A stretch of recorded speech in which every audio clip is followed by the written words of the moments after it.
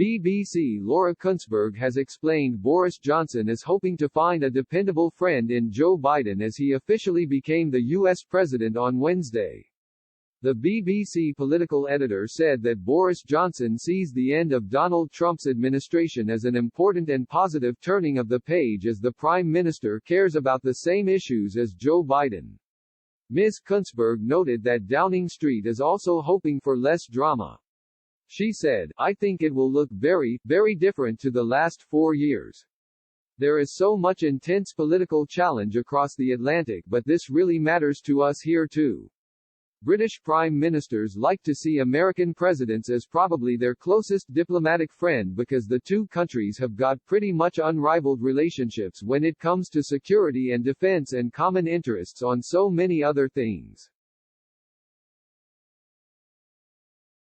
When Donald Trump was in the White House, that friend was pretty unpredictable and pretty unreliable for many people here in Westminster. With Joe Biden, they see this as an important and positive turning of the page. Not just because he's been completely clear he wants to breathe life back into those international partnerships, but also because Downing Street thinks Joe Biden cares about a lot of the same issues Boris Johnson wants to make a mark on. Particularly taking real action against climate change. For those reasons, Downing Street hopes there will be fewer fireworks, less drama and a more dependable friend. Mr. Biden pledged to rebuild international alliances as he was sworn in as the 46th President of the United States in what he called a day of renewal for the bitterly divided nation. Mr. Johnson welcomed his succession from Donald Trump as a step forward from a bumpy period and an opportunity to collaborate on climate change and the coronavirus pandemic, two crises the Republican played down.